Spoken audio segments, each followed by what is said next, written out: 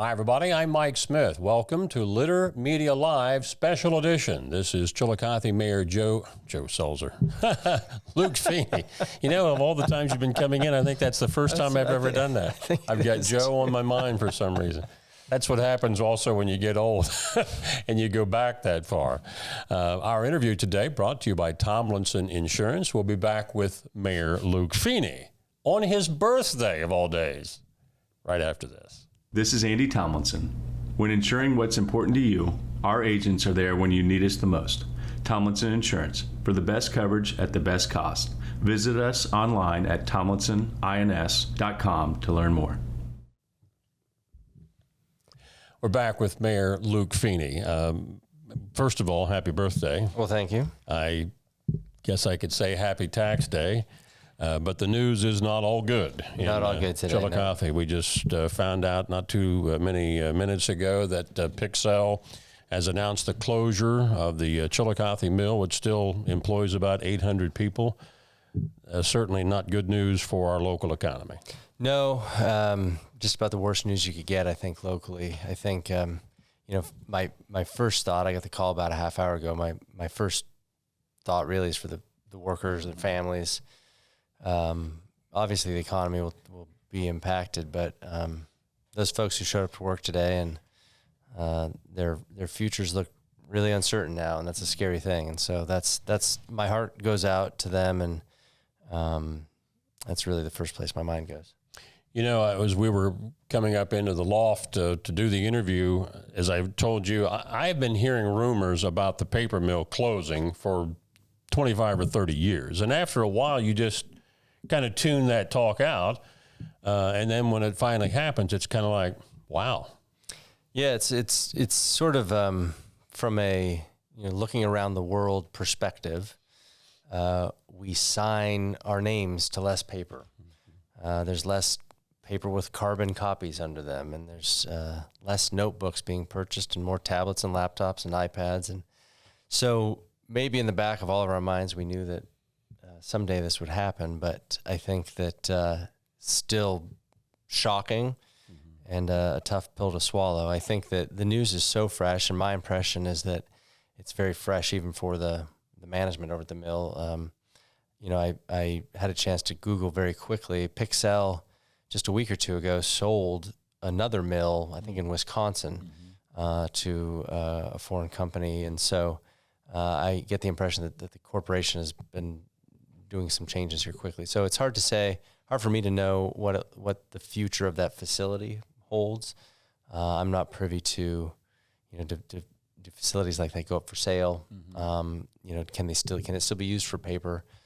Can it be used for other purposes? But in the short term, it's the people that are on my mind and that dramatic impact on their lives. I guess even the legacy of being a paper mill town for over a century.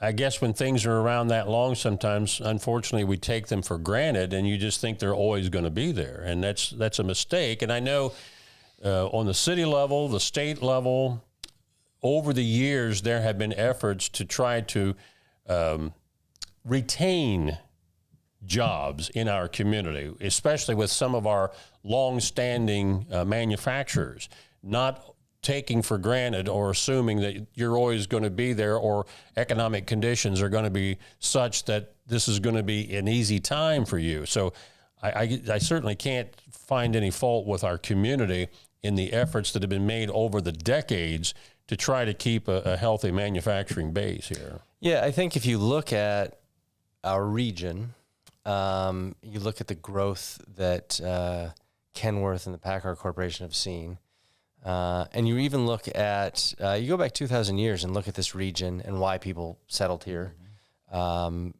We have rivers and more recently train coming through. And even if you go 20 miles north and see Sofidel, the idea that even our region has, they're making paper up there. It's a different type. But it's certainly the case that there has been dramatic investment in the region in manufacturing. And I think it's also the case that if you look around the country, paper mills are closing. And there's, just the natural, my impression is that the natural course of the world is when there's less demand for paper, that there will be less paper made. And so to that extent, it might just be simple economics, but when it's at home, it hurts. So again, not to belabor the point, but all of you employees out there who got that news today, our thoughts and prayers are with you, because that's huge. And I know what it feels like to lose a job, and it's not the greatest feeling in the world, but hopefully the good Lord will take care of those, and maybe they'll find some other opportunities out there. City Council met last night, a different location. What was the turnout like audience-wise? I don't know the total number, but I think that the last meeting at council chambers had somewhere around 80 people, and this was certainly more, so I'd say 80 to 100 probably. Good crowd. We love to see, those meetings can be, are often good turnout because of controversy, but personally, I love to see the turnout. The engagement from the community is a really positive thing, and so we appreciate the service center. It's a valuable location for us, and appreciate the commissioners, making that available to a variety of community groups, and it worked out well for the meeting last night. As far as input or information from the community, did you hear, especially with the camping issue here in town, with many of the people that do not have a home of their own, did you hear anything or any suggestions or ideas that maybe you haven't heard before that could be studied? Yeah, I don't think there was much new presented last night. It was the third reading. There had been committee meetings and review sessions, and I think it's a challenging issue because there are those on the side working in social work and community action and shelters day to day with folks who need help, and then there's other folks who are concerned with trash and encroachment into private spaces or personal spaces. And so I think the challenging thing in those moments is to look around the room and remember that we're all humans and people and neighbors. Maybe in this moment with the Pixel news, maybe a little bit easier to do that and put things in perspective. But I think it can be hard in those moments to recognize that maybe both sides have valid points, and trying to reach compromise and solutions is really what we do really well as a community. But sometimes when things sort of progress, sometimes in a public fashion, it can be harder to negotiate that terrain, because I think sometimes people feel backed into a corner and entrenched in positions, and reaching a compromise can be challenging. So did that legislation proceed and pass? It did. Yeah, it passed. The vote, it was a narrow vote. There are 5 council members, or I'm sorry, there are 8 council members now, and it passed. So the legislation was approved in a vote of 5-3. Majority passed, but it was a slim margin.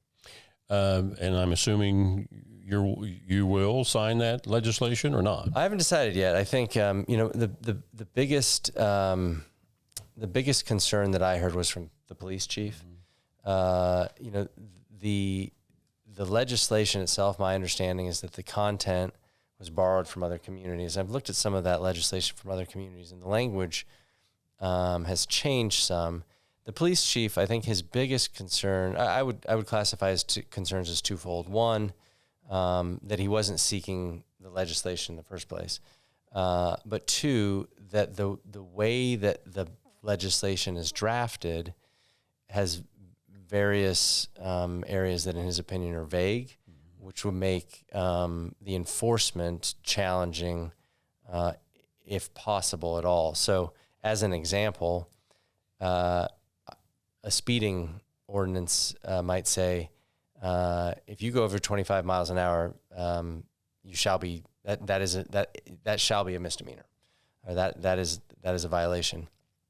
This language says something along the lines of that may be a violation, but doesn't clarify how the police determine whether or not it is. So it may not be as well. So it may be a violation or may not be, but there's no clarification there. And usually you would see, I think, in that type of language, a shall or a must. And I think that was the concern that the police chief expressed. And so that's something I'll have to weigh in that decision. It was such a narrow vote as well that I'll have to figure that out. I think I have something like 10 days to make that decision. Not just about that particular ordinance, but any legislation that is approved that you might veto for the reasons that are possible. Does that mean that if council wanted to proceed, do they have an override?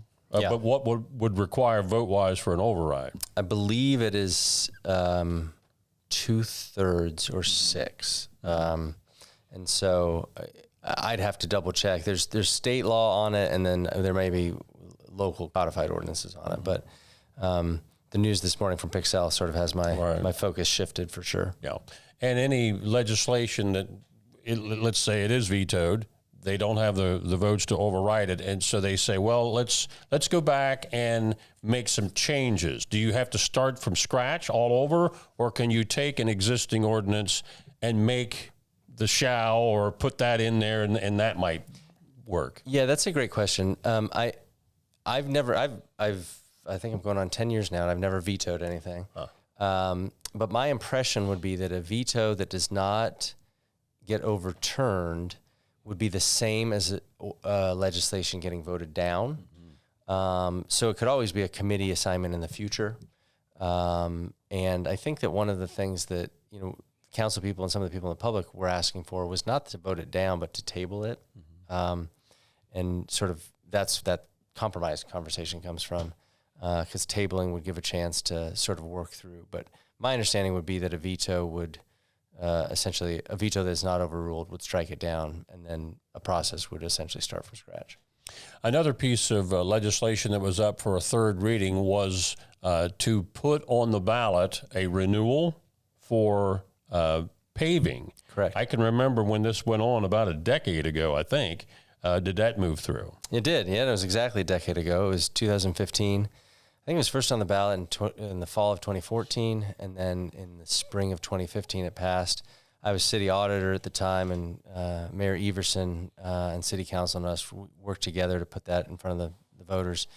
It's the only levy that we have that's on the ballot as a renewable levy. So all of our other levies, whether that's safety services or parks and recreation, are on as permanent levies, and this one was pitched to the public as sort of called a show me levy. We said, we'll show you how much paving we can get done with this money.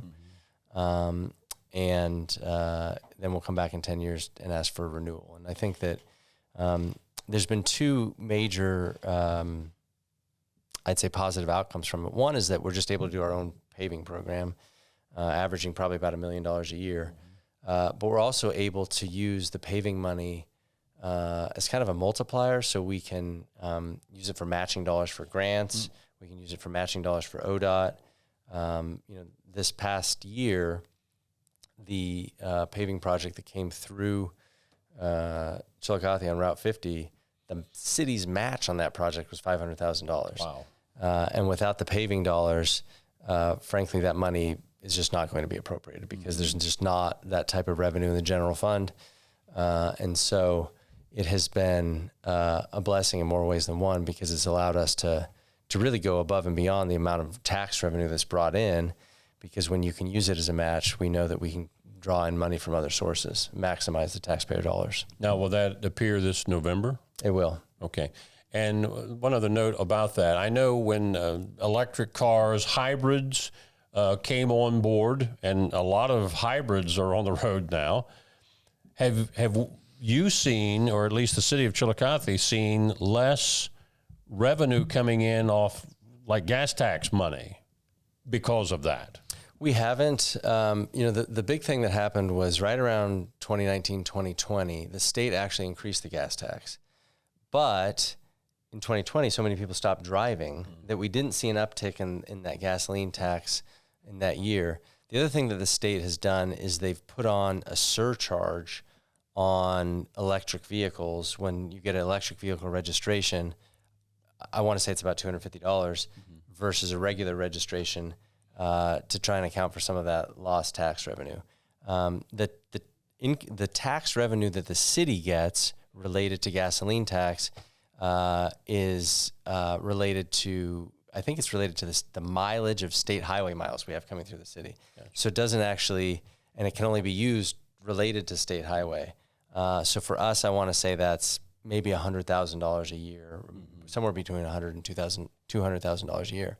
So we use that money. For example, we use part of it for matching on Bridge Street, or we use it on Route 50, anywhere where we have state highway, which is our responsibility, but it's shared with the state of Ohio. And they take, I think a 80-20 split.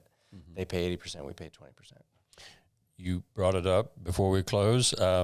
This is only day 2 of the Bridge Street Phase 1. Day 1 went all right? Well, I drove through last night. I saw the barrels. I did not get any phone calls. I think that they will be coming, though, and I think there will be some pain, but eventually it'll be a good thing for the community. All right. Mayor, we appreciate your being with us. Happy birthday, by the way. Appreciate it. Again, Chillicothe Mayor Luke Feeney, our guest today on the Litter Media Live Special Edition, brought to you by Tomlinson Insurance. I'm Mike Smith.